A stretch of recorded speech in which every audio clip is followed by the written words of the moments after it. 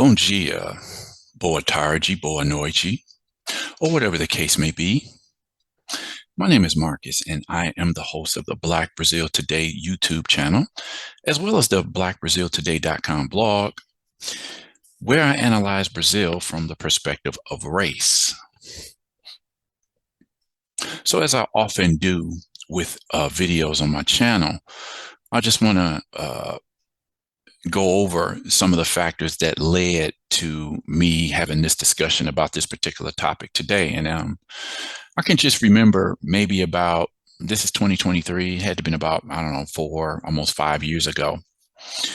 Um, it was at the time when, the reign of Brazil's left was coming to an end.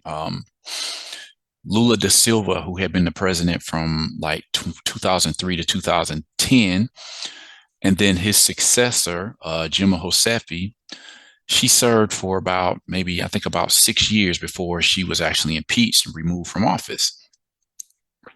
Brazil for a few months, well, I guess it was more than a few months. Her vice president, Michel Temer, finished out her term, and then there was an open election between, it came down to a candidate from Lula's and Dilma's political party, the Workers' Party, or what they call the PT, which means the Partido dos Trabalhadores, basically the Workers' Party. And a guy who was a former mayor of Sao Paulo, Fernando Haddad, went into a presidential election with the candidate Jair Bolsonaro, who was formerly I believe he was a congressman in Rio de Janeiro. And Bolsonaro was considered to be a politician from the extreme right. Some people thought he was out of his mind, but other people who had more conservative views actually supported Bolsonaro. He ended up winning that election, and he became the president from 2019 to 2022. He was defeated by Lula, I think in October or November of last year, and Lula took on his third term, just narrowly beating out Bolsonaro. Similar to what we've seen in the U.S., as I said, the Donald Trump versus Joe Biden election. Okay. It was similar, it kind of divided the country. And this is kind of what happened in Brazil as well.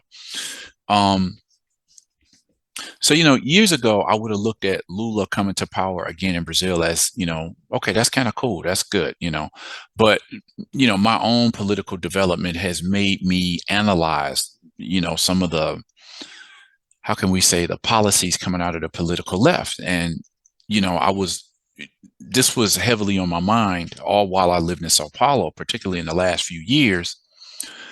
And, I participated in a WhatsApp group of just Black expats, a lot of Black Americans living in Brazil. And the attitude at the time was just like anybody but Trump. And I wasn't necessarily feeling that way, even though I didn't live in the United States at all during Trump's administration. I didn't get back into the States until September of 2021. And I said, you guys are going to see what you're going to get when you get Joe Biden. I see that a lot of Black Americans now are actually regretting that they voted for Joe Biden, and it's totally understandable. Everybody has their moment where, I don't know what they say in Brazil, when the coin drops, or, when the light bulb goes off and you catch something because you've had to realize something that perhaps before you wouldn't even have considered. So nowadays, I can't consider myself a leftist or somebody on the political right, because I see, good points and negative things on both sides. I can't say either side is 100% right or 100% wrong. It's just that, you have to be able to acknowledge, regardless of where a message comes from, is what a particular candidate or a person of a particular political slant, is what they're saying true, or is it not true? I mean, you can hate the messenger, but is the message that messenger is delivering true, or is it not? That's always a question for me. So besides what happened in, when we go from, the whole George Floyd thing, the rise of, Black Lives Matter, which I will continue to say on a national level, people should recognize that it was a sham. They took that rhetoric down to Brazil. Now you've got, representatives that want to, you know, I've always said that I support the slogan that Black Lives Matter because sometimes it seems like they don't.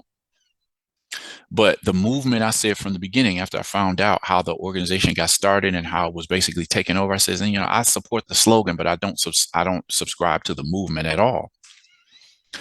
So this takes me back again, talking about when Bolsonaro got elected. There were a few articles that were coming out in Brazil at the time, and it caught my attention because it was just something that I was just wondering. It was questioning the idea of some Black Brazilians actually supporting someone like Jair Bolsonaro, because just to keep this short, a lot of people see or saw Jair Bolsonaro as just an extreme racist. They called him the Brazilian Trump, or the Trump of the tropics, they would call him, right? And a lot of things that he said, it was like, I always try to give somebody the benefit of the doubt. Like, as many things that he said, I'm just like, that sounds pretty racist. I don't know how any other way I can interpret what he said, but there were just a lot of things that he said over the years that I would have like, that sounds like something a racist would say. So then, learning what Bolsonaro's views were, I just thought to myself, how does any Black Brazilian, pledge their allegiance to, voting for Jair Bolsonaro? I didn't get it. I'm like, what do you see in this guy? The things that he's said about Black people and in, Brazil's indigenous population, I was just like, how do you vote for this guy? Women of Brazil, there was a lot of people, a lot of women who actually supported Bolsonaro, but it was also the left side that says anybody but him. But they said ele não, meaning not him. So the point is, at that time, I wasn't really ready to have that discussion myself. But then, as I've said, over the last decade, my own political views have started to understand some of the deceptions and the deceptive manners of the left in what I'd say indoctrinating and deceiving Black people, whether it's in the United States or Brazil, because I see a little bit of both in both countries. So this is when all the while that I have followed politics, history, and these types of things, most of my life I would consider myself a leftist. But it got to a certain point where you listen to enough conservatives, or even, whether conservatives as a whole or Black conservatives, and I think you would be lying if you really would say that everything people on the conservative side said was absolutely wrong. I think that deep down, when people listen at the arguments, they listen to some of the points that conservatives make, they look at a rereading of history, and you have to come to a conclusion like, okay, I'm not a conservative. I don't like that.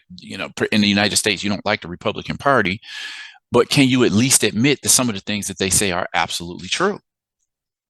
And this is, I had to pay more attention to this because, as much as you may believe in what you believe, what if it turns out that you're wrong about what you believe and you've been falling for deception for a long time? You have to be honest enough to look in the mirror and say, oh, okay, they duped me. Okay. I got to the point where I've seen enough racial hustlers where I said, it's not that I'm telling you that we're out of the woods of racism. We'll say, we see evidence of racism still every day. But the question is, particularly when it's dealing with the Black population of the US or Brazil, is what is keeping Black people in an inferior social economic position? Is it more due to what people will call institutional racism? Is it lack of opportunity? Is it Black people just not trying to achieve their full potential? It's a little bit of mix of everything. And it was only some years ago I was actually able to sit down and rationalize and come to this conclusion myself, So I wanted to get those two articles that I saw back in 2018. Let me see if I can find them because I posted them on the blog, I think in 2018. So these are two of the articles, and they came out, 1 week after the other. This one was from October 19th, 2018. It said leading presidential candidate Jair Bolsonaro has more support among Black Brazilians. A candidate that supports death squads that are known for murdering thousands of young Blacks in Bahia. Okay. Now you read that and you find out these death squads that just go through predominantly black neighborhoods in Bahia and just kill a lot of black people. And this guy voted, he voiced his support for that. This other article, I mean, I'm not going to spend the whole video talking about Jair Bolsonaro, but it is an intriguing case. Um, One particular sociologist, Jesse Souza, he says that Jair Bolsonaro is the representative of Brazil's white trash. That's this is what he said in his book, or it might not have been in his book, but he definitely said it in one of his interviews. The previous week, October 12th, 2018, said, "What's the deal with black Brazilians who support the Brazilian Trump? Jair Bolsonaro, the front runner of the October 28th presidential election." So one thing that have come to conclude is that another connection between Bolsonaro and those who supported him is the strong presence of evangelical churches in Brazil, a lot of black Brazilians are part of these churches. Okay. So a lot of people will have more conservative views in their political views, right? So at the time, I didn't understand that, but now I'm looking at the change of the political guard, and people are starting to look at things a different way. I saw a video a few days ago. This was a Black Brazilian Instagram channel, and Black Brazilians celebrated the election of Barack Obama in 2008 just as much as Black Americans did. And having a discussion about the reality about Barack Obama is not something that I feel like I can have a conversation with Black Brazilians about, because I feel like if you've got a lot of Black Americans who can't see the truth about Obama, how you explain this to Black Brazilians? But there is a parcel of the Black Brazilian population that are starting to understand, like, Obama was one of the greatest political deceptions in the history of, I don't know, just like politics in the United States. I don't know how many people are really, really ready to do that. I mean, regardless of 8 years of Obama and all of the things that's being said about him since he left office, there's still Black people out there like, Obama, that's my man. And I'm like, I'll let people keep continuing to believe that, but it just shows that I've said this a number of times. The downside of having this strong association and connection with Black identity is that people will fall for people's rhetoric because they are Black, and they could vote for these type of people, support these type of people who don't necessarily have their best interests at heart.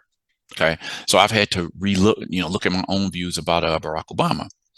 So, but those two articles that I did back in 2018, up until that point, I didn't really do too much with Black Brazilian conservatives. There were a few that I knew of at the time.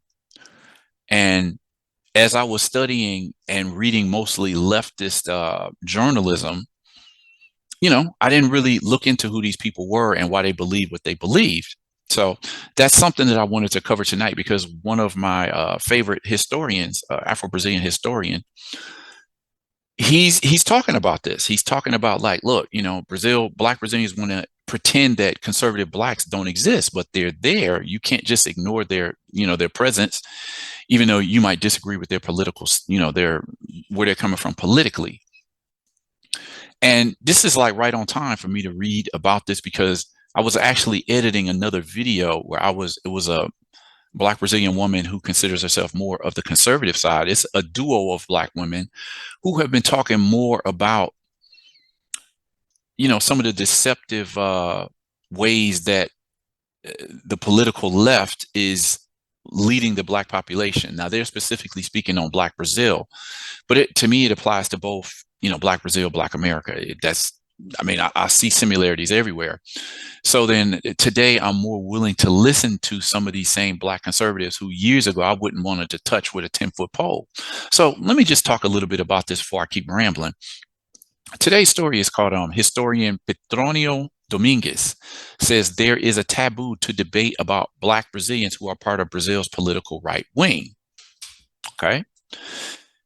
So a lot to unpack here. This is an interview that this historian did recently on one of the more popular Black media outlets in Brazil called Alma Preta, which means, Black soul. So I was intrigued at some of the names that he brought up that represent Black Brazilians who are part of the political right. I'm going to go through and present to you some of these figures, because I've said, love them or hate them, you you at least have to listen to what some of these people have to say, because you might come to a conclusion that they make more sense than the other side that you've been following for a long time. So let me get directly into this article. This is an interview with Petrônio Domingues. Okay. One of the main Brazilian historians, Petrônio Domingues, addressed a series of topics in an interview with Alma Preta, such as the myth of racial democracy, the presence of right-wing thinking among the Black population, and the existence of a Black middle class. Okay, today's story is courtesy of Pedro Borges of the Alma Preta website. Okay, so this is Professor and historian Petrônio Domingues. So, a united, unique Black people with a vision of the revolutionary world. This romanticized position doesn't ring true for historian Petrônio Domingues, a professor at the Federal University of Sergipe and one of the leading historians of the Black movement in Brazil. There is a slice of the Black population that is aligned with the far right. This subject is taboo in the Black movement itself. This subject is taboo among intellectuals, specialized in the Black theme of race relations in Brazil, says Domingues in an interview with Alma Preta. A graduate, master, and doctor in history from the University of Sao Paulo, Petrônio Domingues has published research on the Frente Negra Brasileira, again, the largest Black political organization of the first half of the 20th century. He's done stuff on the Black press, labor relations after the abolition of slavery, the African diaspora, among other things.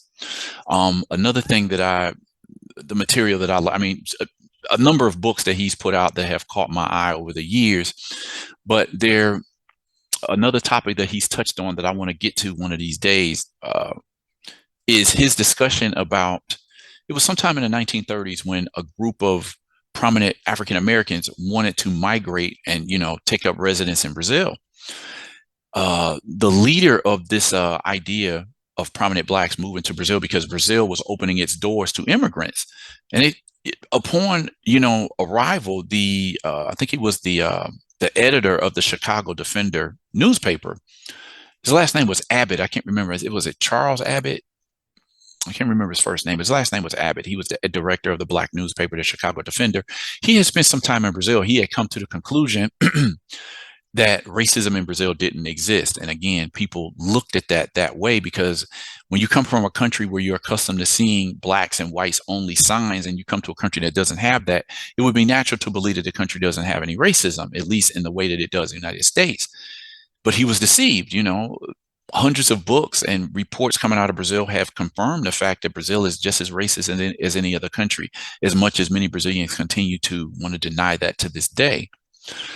That group of African Americans, after so much hope of migrating to Brazil, they were denied visas, and they couldn't understand why.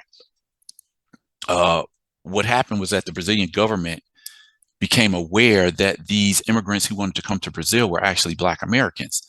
And they denied them the visas, because at that time, it was like, about less than 50 years after the abolition of slavery. And the Brazilian government wanted to, famously, they proclaimed they wanted to whiten Brazil. So they only opened their doors to European immigrants. And the idea was for these European immigrants to mix, with the Black population and indigenous population, so that eventually they thought within 3 to 4 centuries, we'll say 3 to 4 decades, they thought that the Black population and the darker elements of the country would disappear through this interracial unions. Okay. So that was a fascinating story that he discussed. It's something that a lot of African Americans should know about, the history. Brazil will often say, well, we never had racially exclusionary laws like the United States did. Well, what do you call that? You actually have a law that says we are not accepting any Black immigrants into the country. That's what that says. The Frente Negra Brasileira, or what you call the Black Brazilian Front, as it said just there, it was one of the prominent, leading, widespread Black movement in Brazil, I think in the 1930s. The organization was shut down when the military dictatorship, a dictatorship took over in Brazil in the 1930s. So it effectively outlawed the Frente Negra Brasileira. But I've discussed that in a number of other articles.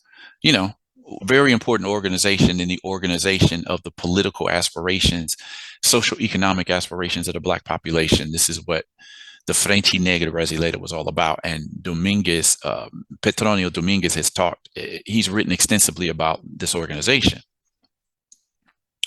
So for more than 2 hours, Petrônio Domingues explained the points questioned with the care of an intellectual, with each question a sign that this was a complex and deep subject.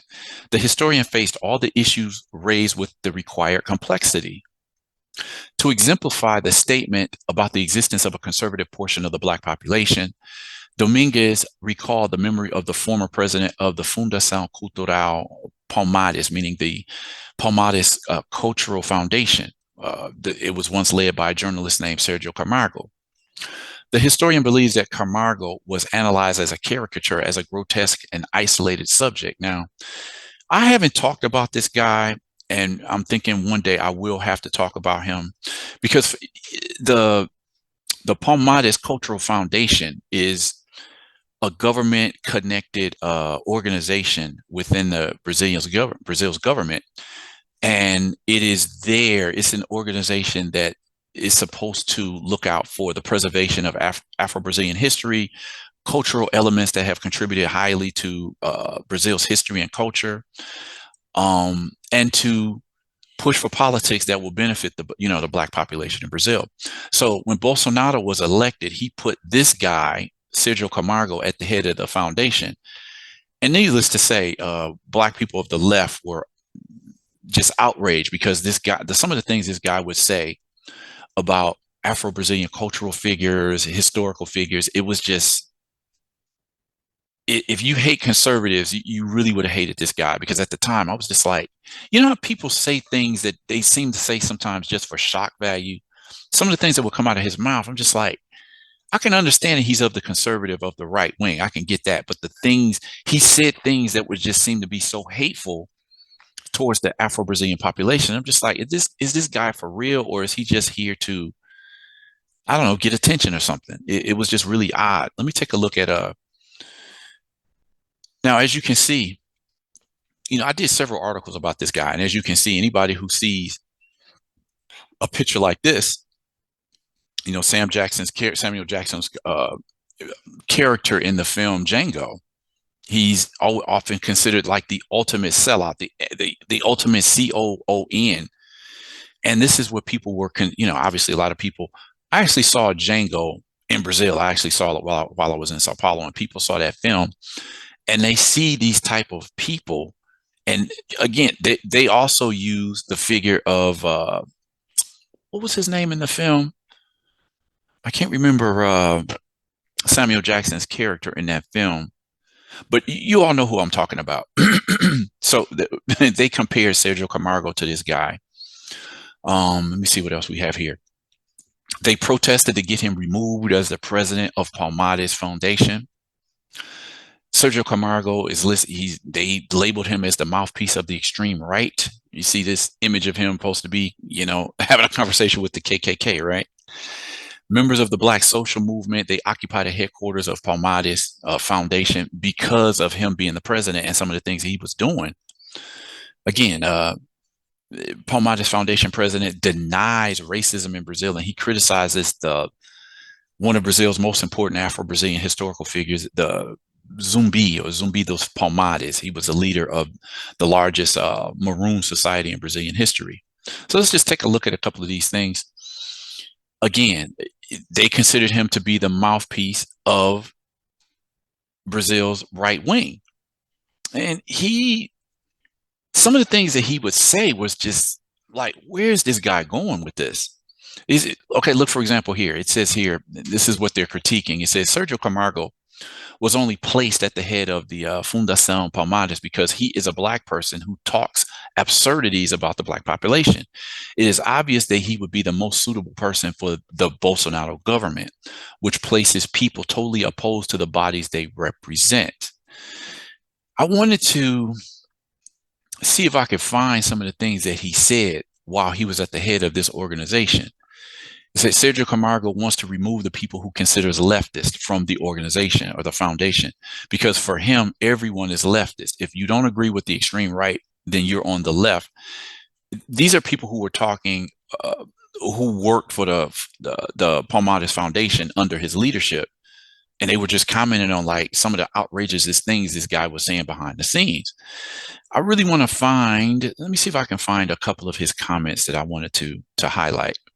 So the court actually suspended Sergio Camargo's appointment as the president of the Palmares Foundation. You know, that's a big deal. People protested to get him out of this, you know, the head of this foundation. Again, the comparison with the Samuel Jackson character in Django. Just wanted to see. Okay, here's another thing. People who followed his whole leadership at the Palmares Foundation, they called him a capitão do mato. And for Brazilians, that means during the slavery period, they would use black men on horses to go out and track down and hunt down runaway black slaves and bring them back into slavery. You know, basically they're saying he's a sellout. You know, he's somebody that he's going to betray the black race every time. This is what they mean by that term. So November 20th is Brazil's Black Consciousness Day. And it's kind of like a Black History Day in Brazil. And, you know, he positioned himself. He thinks that should be abolished. He removed a number of, I think it was like 27 Afro-Brazilian personalities that were paid homage in the Palmares Cultural Foundation. But, you know, some of the things that he was saying, he defined actress Thais Araújo, the top Black Brazilian actress.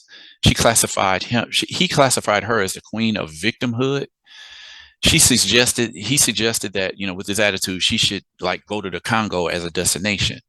He called longtime great legendary singer Martinho da Vila, referred to him as a vagabond. He said that Marielle Franco, who was the Rio city councilwoman who was murdered in 2018, said she wasn't Black and she was an example of what Blacks shouldn't be.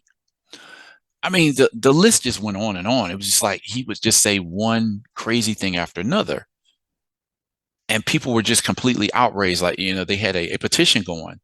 You know, here's a petition to change the president of the Fundação Palmares, right?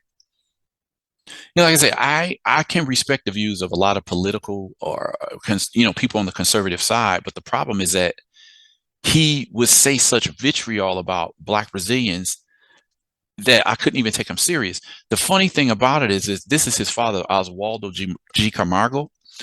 He's a longtime respected writer and author. And he almost came to the point where he had to disown his son. Like, I don't know him anymore because he was so thoroughly embarrassed by some of the things that his son would say publicly. Okay. Let me see here. Okay, that's that article. Another one that I want to point out is this guy named Elio Bolsonaro. I believe he's a congressman in the state of Rio. And he was always pictured with Jair Bolsonaro. It just seemed like he was, you know, he was like a flunky. He was like the president's lapdog.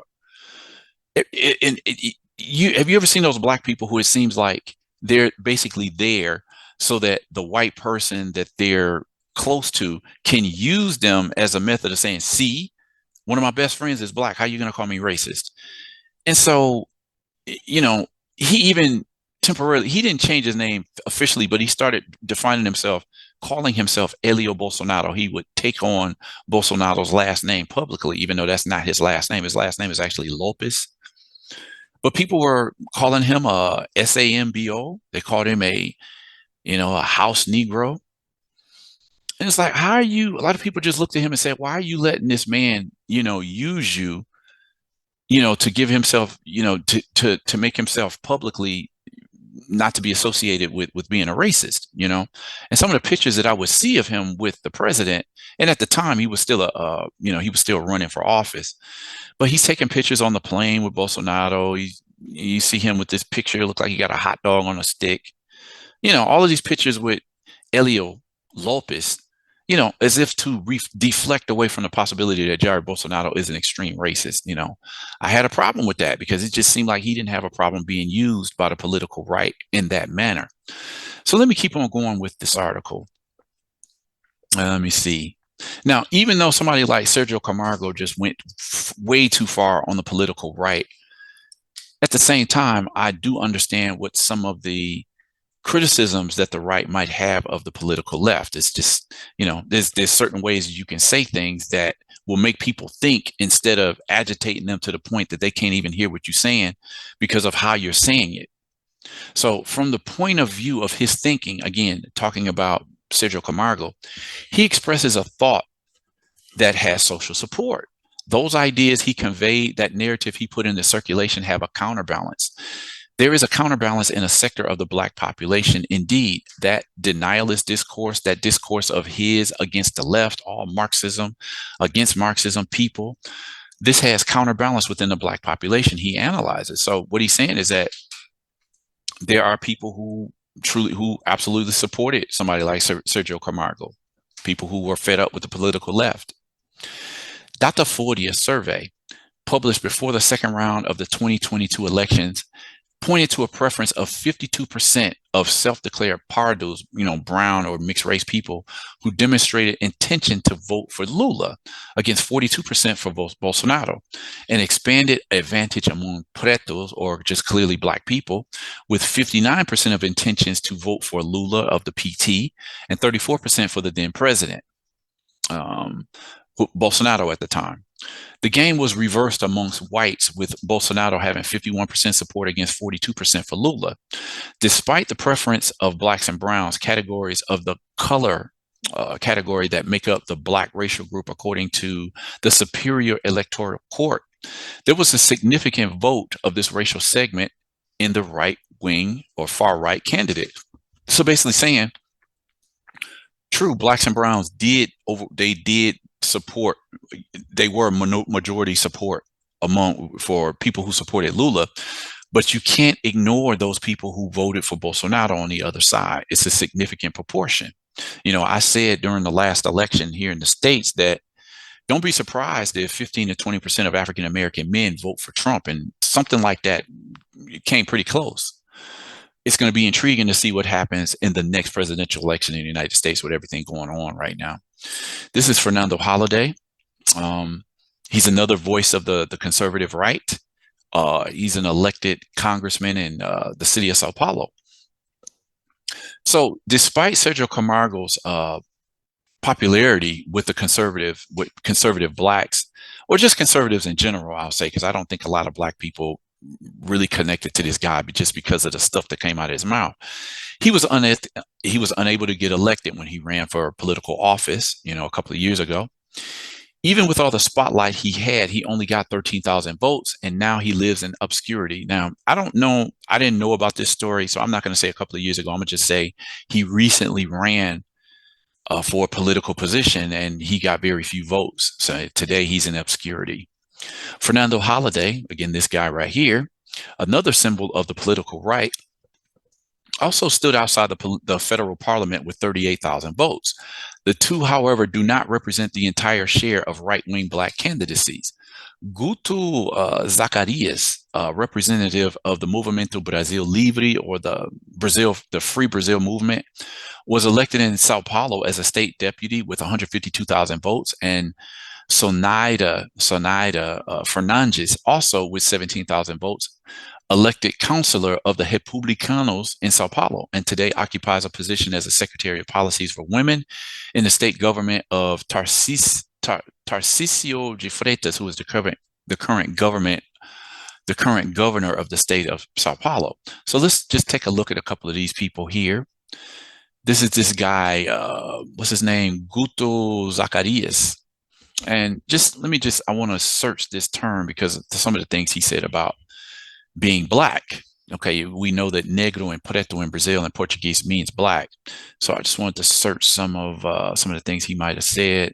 Okay, so here's one of the things that he said. He says, I want to represent Blacks who were silenced by the left. I got a video that's going to be coming up that's going to be talking a little bit about this a little bit more, because these two Black Brazilian women actually said that. It was like, if you're not of the political left in Brazil, the Black movement, the Movimento Negro, just totally ignores them as if they don't exist. Let me see what else. Okay, so this woman, Sonaida Fernandes, she said a lot of people who don't support feminism, these are some of the things that they would say. Says feminism kills and it is a branch from hell. That's what she said about feminism. She said, okay, so whoever calls himself a feminist and Christian is serving Satan and his demons, she says. She says feminism deconstructed the Christian morals with the intent of destroying Western society. It is a great objective, a large objective of the globalists. So this, this is, you hear this from a lot of people who are on the more conservative side. They looked at leftist movements like, hey, this is destroying society. You people better wake up before you look up and you're going to be living in a completely different society than what you grew up with or what your parents knew. Okay. So these are the conservative Black Brazilians who are getting elected in Brazil these days. And I would say this is growing. Okay. Photos of these two that I was just talking about. One of the spaces where there is an echo for conservative thoughts and there is a significant presence of Black people are the neo-Pentecostal churches. Dr. 40 event 2020 survey shows that women account for 58% of evangelicals and Blacks represent 59% of Brazilian evangelicals, which are 31% of the Brazilian population. We know, yes, that these churches, even because of their leaders, are politically aligned with the right and the extreme right. These churches have a strong penetration today in the Brazilian periphery, the outskirts of the city, in the communities, and it is the fast and growing religion among the Black population. It is a taboo subject because the people of the Movimento Negro, or the Black movement, in a generic way, don't like to admit it. This sector is the fastest growing, that of Black people operating on the right and the extreme right, highlights Domingues. Political and religious transformations are occupied by changes in the economic dynamics of Black people. If for decades it was difficult to sustain the existence of a Black middle class in Brazil, Petrônio Domingues believes that this phenomenon is a reality also driven by the policy of quotas in the country, affirmative action. He says, I believe that affirmative action will boost this Black middle class, which I believe existed in Brazil before affirmative action. The quotas are making this Black middle class thrive in terms of visibility and representation of Brazilian society, says the historian. So he's saying that, there was a small Black middle class before the affirmative action policies, but it's expanded, noticeably since these policies went into effect over 20 years ago. The Black middle class, which believes in the dynamics of entrepreneurship, uses the possibilities of ascension and change of an individual reality from the market. For Dominguez, there is a widespread disbelief in utopias and the possibilities of transforming reality. I am from a generation that was rocked by dreams, by great utopias of transformation and revolution. We are going through an era, a historical moment of disbelief in which these great utopias of collective emancipatory projects. On the other hand, I believe that if entrepreneurship is going to emerge in this context, is because people are increasingly understanding that the way out is individual, he says. So what he's getting at here, and I don't know which side Dominguez falls on, but what he's saying is that, for a lot of conservatives, the idea is you can't really move the collective because the collective is made up of a bunch of individuals and every individual may not have that same thought process. So the conservative side says, hey, let everybody work on themselves individually, become successful, and that way the community can come up. So they're saying, entrepreneurship and the way out is that of the individual. He's saying, when you're of the conservative side, it says let the collectivism go and do something for yourself and let your neighbor do the same thing. And that way you all can meet somewhere at the top. And then, maybe we won't have as many problems as before. It is believed that the market is democratic. It is up to us Black people to have initiative. We develop this capacity for self-fulfillment. And that it is possible for us in short to prosper. This is the logic of the system and the ideology of entrepreneurship. The logic is no longer that you change this order. The logic is that you seek to understand, and more than that, to act within it, continues Dominguez. So again, what he's saying is that Black people had a capacity to prosper. But without saying it, if you read between the lines, what it sounds to me like he's saying is that, okay, look, stop the complaining, do the best that you can do, study, improve yourself, become the best person that you can be, and leave all of that other rhetoric to the side. So this is something that you hear coming out of the, conservative wing of politics for a long time.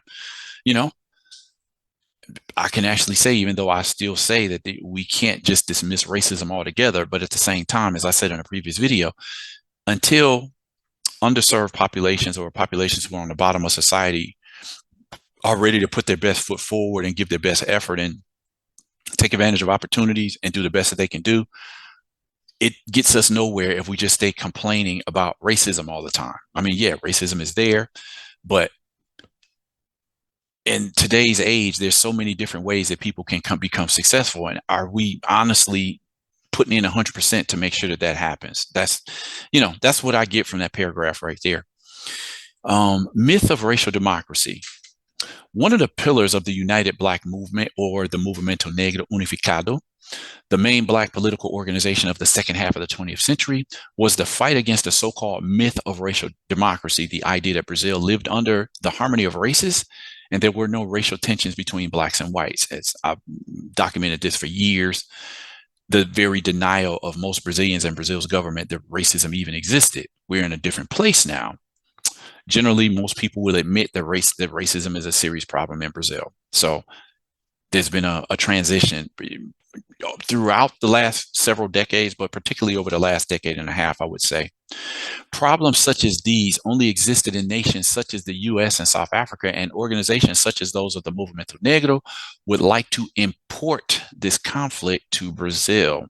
I'm going to talk about that in another video, because this is not the first time that I've heard somebody, come to this theory that the Black movement is trying to import racial conflict into Brazil. Because from everything that I've seen in my own study of Brazil, is that why do you need to import that from the United States when Brazil has a long history of the white population treating the Black population as if they're second or third class citizens, right? You don't need to import that from the United States because it's been in Brazil for decades, centuries, you could argue. Even without a finished elaboration of the subject, Petrônio Domingues believes that I'm strictly speaking, we are in a transition. The historian believes in changing the standard of race relations in Brazil. We are no longer in the context of the emergence of the Movimento Negro, in which Brazilian society denied the existence of racism. We have passed this phase. We are in a Brazilian society of 2023, in which not only do various segments of civil society already assume the existence of racism within this nation, but the Brazilian state has already assumed it from the first moment it adopted affirmative action policies, he summarizes. He does not affirm the total rupture with the ideology of racial democracy. He highlights the process experienced in the current historical period, but emphasizes that this does not mean the end of racial inequalities. I'm not saying that they ended racial inequalities. Myth is discourse. It is narrative. It is an ideology. I am not arguing that racism in Brazil is over. I'm not saying that racial inequality is over. The ideology that there is no racial problem is what's over. Okay? Very well stated. So after this article was up for a few days, Domingues actually commented on it through his Instagram page. So I wanted to read this.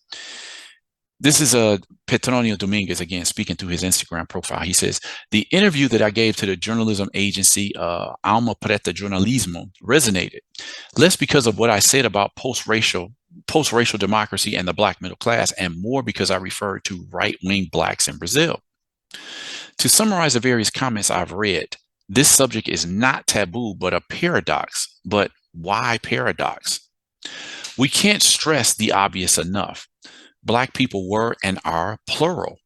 If some activists and leaders were militants and still are in the field of left-wing thinking, such as the great Lelia Gonzalez, Benedita da Silva, and of the latest, the newer generations, the lawyer Silvio Almeida and the philosopher Djamila Ribeiro. Others closed ranks on the right, such as Arlindo Veiga dos Santos, the first president of the Frente Negra Brasileira, or again, the Brazilian Black Front that I spoke about previously. Abdias do Nascimento, this is the guy who introduced me to the race study in Brazil. The closest guy you could come to an MLK or Malcolm that Brazil ever had. In the 1930s, this guy joined integralismo, what some people call Brazilian-style fascism. Iracema de Almeida was a Black doctor from Sao Paulo who supported the military dictatorship.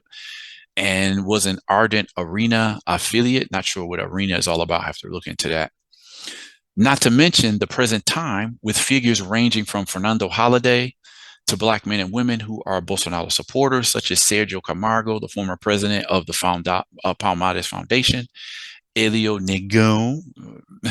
They call him Elio Negão, like Elio, the big black guy, or Elio Bolsonaro, as he self-proclaimed himself in support of Bolsonaro, the president, and Chia Eron, the former, we'll say, congresswoman from the state of Bahia. So it's not a question of denying the fact a fraction of the Black population, past and present, has aligned itself and is aligning itself with the right and or extreme right, nor of ridiculing it or making it a taboo, but of trying to understand it in its complexity. So I had to introduce this piece today because I have more material coming up when I'm talking about more Afro-Brazilians who are of the political right. Because as I said, and I keep stressing this, how can you be sure what you believe politically is true, is not true, or that you believe that is true if you're not willing to challenge your views by looking at what the opposing side is saying? And this is what Petrônio Domingues is actually talking about. Like, why are you afraid to have debates with conservative Blacks in Brazil? Something that you often hear in the United States as well. So, curious to know what you thought about this particular article. These are all people that were just mentioned about, political conservative Blacks on, Black Brazilians on the, the right wing side, or, just say the conservative side. So like I said, I want to introduce this piece because I have other videos coming up where I'm going to be talking and presenting some of the thoughts of more conservative Afro-Brazilians. So, curious to know your thoughts. Definitely leave a comment in the comment section. Consider liking this video, sharing this video, subscribe to this channel if you found more than a few videos that you found intriguing. Click on the notification bell so you'll be aware when I put up new videos. And with that said, I'm going to end this video here and ask that you stop by and check out my next video.